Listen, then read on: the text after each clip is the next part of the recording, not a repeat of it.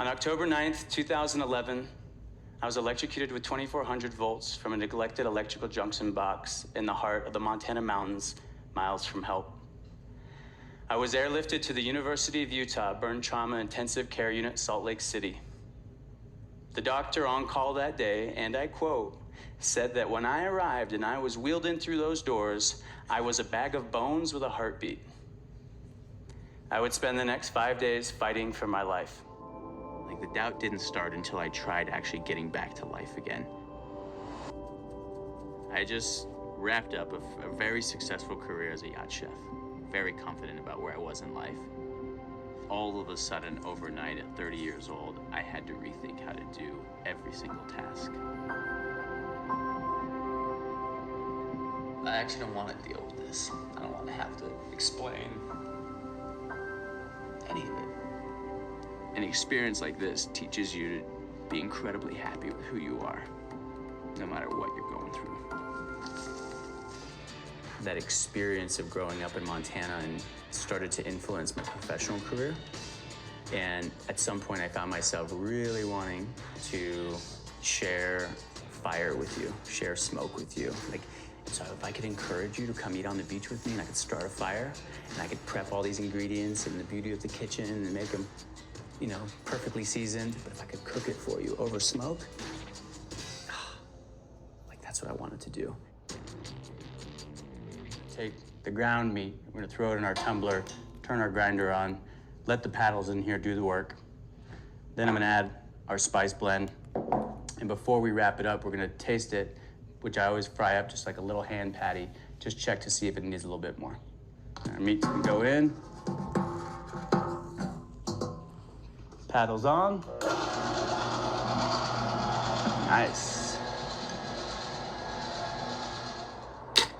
So I was out hunting for a young cow to repay my buddy. Worked on a herd, started up high, saw a herd coming out of the field, set up, beautiful, symmetrical, dark antlered, ivory tip, 6-point bull elk at 30 yards. I wasn't hunting for a bull elk, I was hunting for a two-year-old cow.